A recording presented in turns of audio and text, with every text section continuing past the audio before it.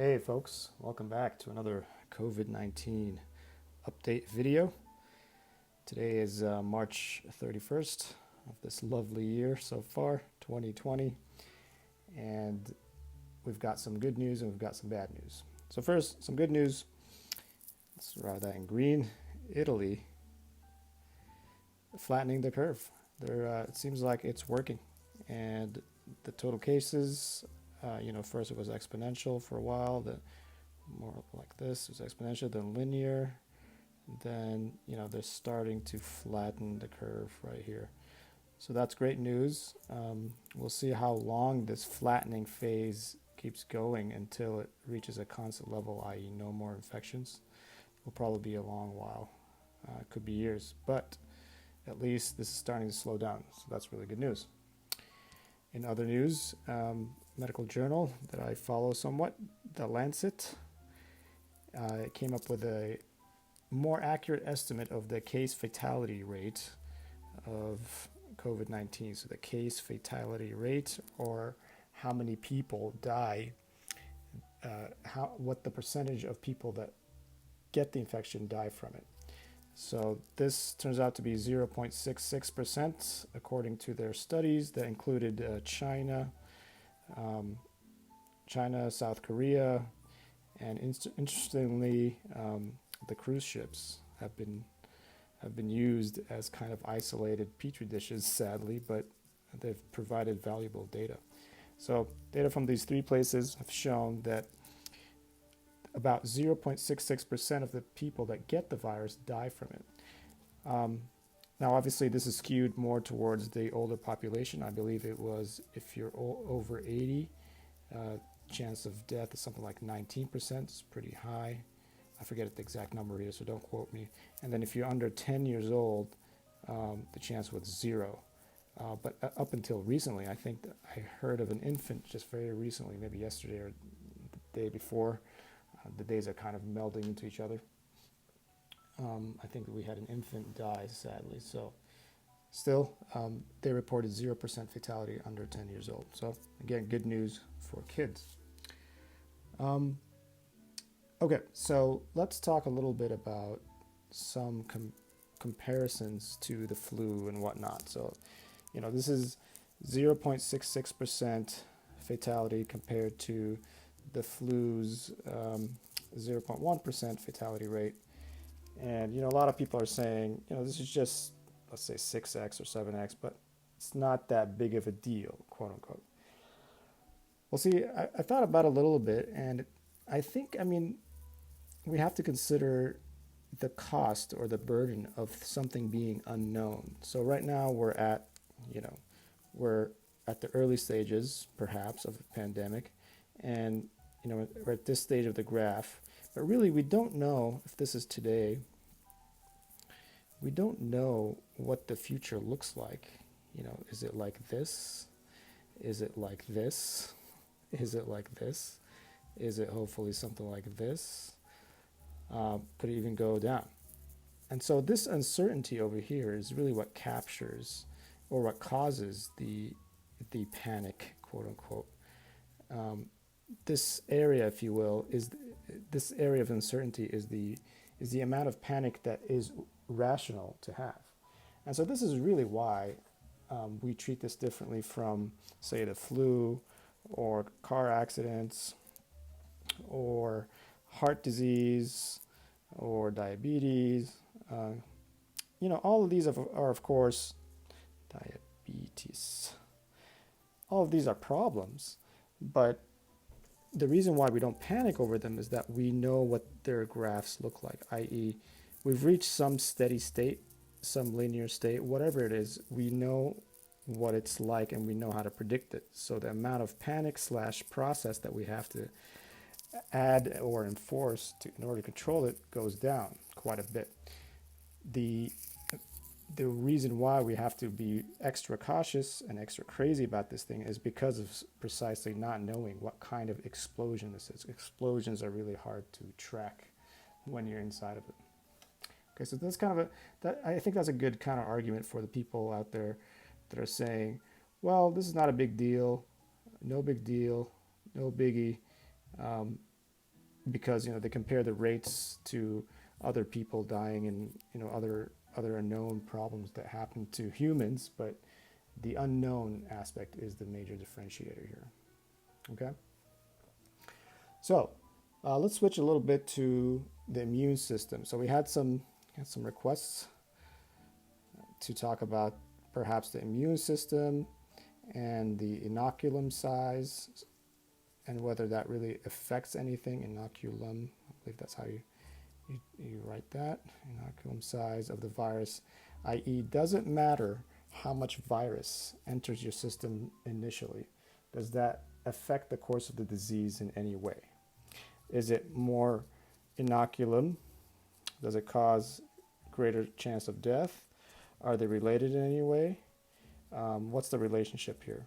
So, of course, there's not much evidence yet because this whole thing is very new, but it does seem likely, and there are a lot of doctors, especially again, South Korea.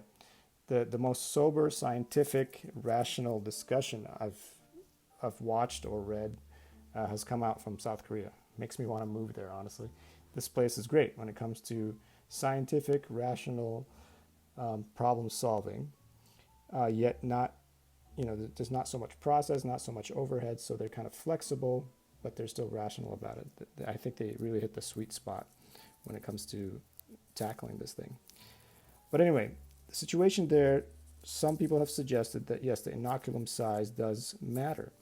So for example, there's some evidence that suggests you need 1,000 plus virons or virus particles. I believe that's how you spell that. Maybe there's no I here. Double check my work. You may need 1,000 plus just to start an infection, i.e. anything less than 1,000 will not take hold. Now keep in mind, even small droplets in the air can contain up to 1 million virus each. So viruses are really tiny. So this may not matter that much. If somebody sneezes, we're talking tens of millions of virons here, and so that won't matter much. But still, the fact that there's some threshold suggests that if you could reduce the amount of virus that enters your body, you could get lucky and reduce it below some threshold where it doesn't matter anymore and it doesn't really take hold, and your immune system perhaps can destroy it, or it just dies for other reasons unknown. So this is why these kinds of things imply wearing a mask. Now again, you heard Ashley discuss this on the group. She's a nurse and she's worried about this, and she has the right to worry about this because masks are in really high demand by the medical community and they don't have enough. So that's a real problem. However, it does seem that if you can cover your face and reduce the amount of virus that you come in contact with, that if you come in contact with the virus, it will be a better outcome. Okay, so the explanation over there, there could be, although we're not sure, of course, it could be that if you have a small amount of virus and your immune system encounters it initially, it can start training while this virus multiplies into other cells. And as you know, the immune response takes about maybe 2 to 3 weeks. This is kind of common for flu-like illnesses. And so if you have 3 weeks to work with and you start off with a lower load, then perhaps by the time you reach the 2 or 3 weeks, then you have better control of the virus as opposed to having a huge amount of virus. That's the idea. But we're not really sure, of course. So we'll see. But I would bet money that this is the case and that you want to just reduce your exposure to the virus as much as possible, obviously. So it's a gradient. It's not really binary, and it's not black and white. I think you can have different grades of infection. One of the things we're seeing is that ICU medical professionals get much more severe outcome regardless of their age, and so that might suggest that they have high inoculum sizes in ICUs because people are coughing on them, or especially when you intubate the patient, i.e. when you put a breathing tube down their lung, they tend to cough really hard or something like that, and they expel a lot of virus into the doctor's face or the nurse's face, and that could really deliver a high dose of inoculum there, okay, causing more severe outcome. So we'll talk real quick about immune system. So I've been studying immunology basically for the last week a little bit, and it's truly fascinating. I mean, there's so much going on with the immune system, but let me just kind of give a quick, 5-minute overview, hopefully. In my mind, I divide the immune system into two parts. There's the so-called innate part and the acquired part. Okay. Really, I think of these as, the way I think of them, this is the dumb immune system and this is the smart immune system. Smart here in the sense that it learns. Dumb means it just has what it has and it doesn't really learn anything new. Now, don't get me wrong, the innate immune system is very complex and quite sophisticated and very fascinating, actually. And there's all sorts of complex systems going on in there, and these two interact in very interesting ways. And there's still a lot, I think, that humans don't understand about this, because there's a lot of complexity here. But suffice it to say, this immune system, the innate one, is the one that starts first when some new invader enters the body. The acquired or smart immune system is the system that learns what the specific, sometimes, this is sometimes called the specific immune system. So it's innate and specific. And this is the one that generates, this is where the antigens, antibodies. Antigens are the things that antibodies attach to, okay? So these things kill or attach or neutralize antigens. So antigens, for example, can be bits of virus or cells that are bits of virus that are attached to cells that are infected. And so these antibodies are generated from the acquired immune system, and it takes a while. Like I said previously, it takes about 2 to 3 weeks. Obviously the many factors influence this. It takes 2 to 3 weeks for these antibodies to start being produced, okay? And that is why this innate immune system is maybe, immediate or semi-immediate, close to immediate response. So this is very important in controlling initial infections and keeping it under control until the acquired immune system ramps up and can destroy the virus using antibodies. Okay? So something interesting about the innate immune system is that it does kind of crude things to try to control the infection. Some of the things that it does, for example, is fever. That's a very common thing. And it turns out, long story short, fever, this is very important to caveat here, but is beneficial if, and there's like a huge if here, if controlled and not too high.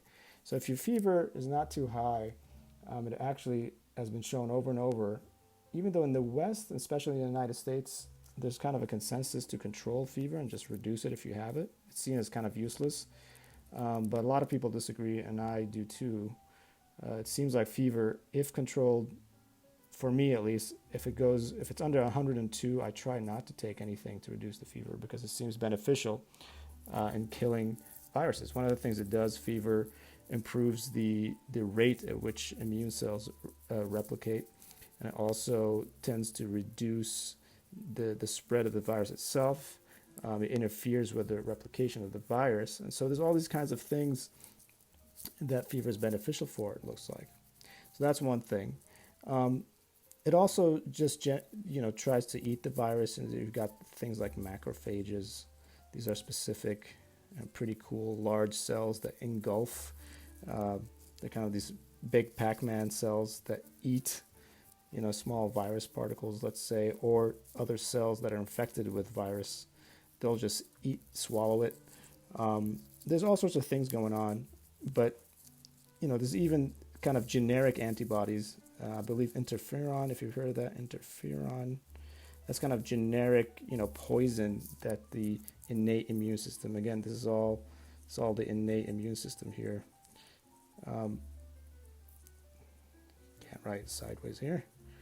So interferon is kind of like it's just poison, generic poison that gets pumped. I'm not sure of the details here, but it does tend to control infection and so on. So there's all these kinds of things that are generic, but they're not specific. And so a big part of this infection and a big part of success in COVID-19 outcome is while you wait for your innate or for your acquired immune system to ramp up, the innate system has to control it just enough and has to teach, actually. There's mechanisms where the innate system trains specific specialized cells like T cells in the acquired immune system. They train it so that they can start pumping antibodies out.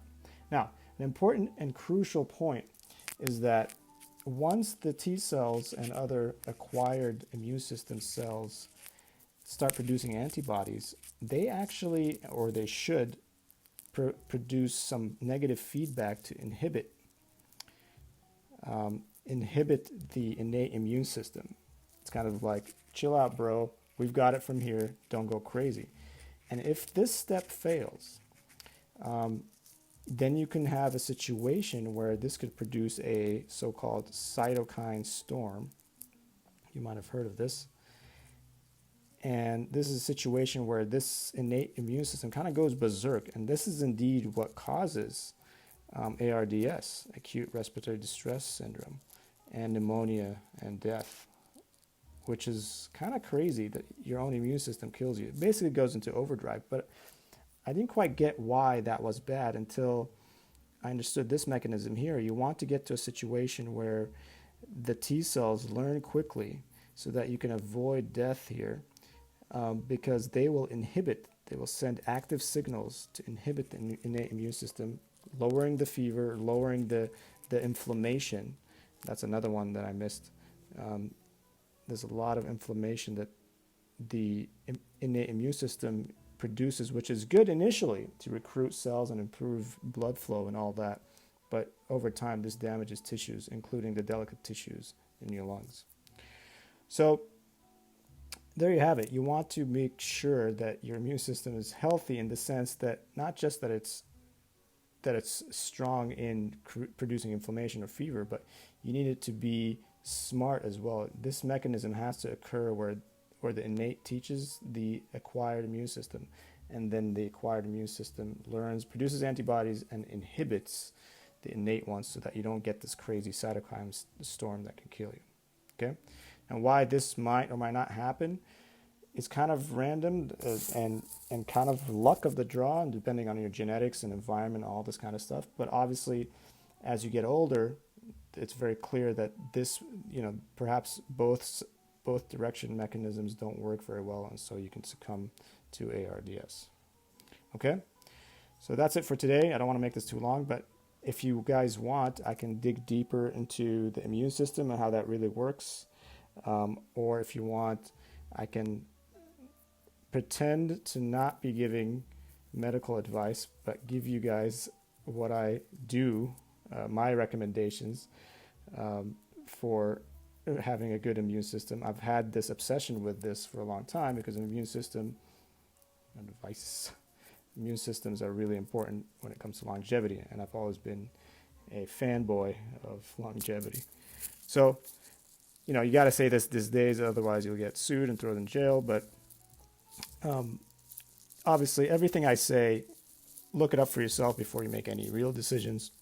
It always matters what your personal situation is like. Do you want to get into personalized medicine where things are customized just for you? And obviously it depends on what your situation is. If you're certain genetics or you're taking certain medications or whatever, not all advice can work for everybody just in a blanket way. So nuance is always needed in these situations. All right? I'll talk to you guys later. Bye for now.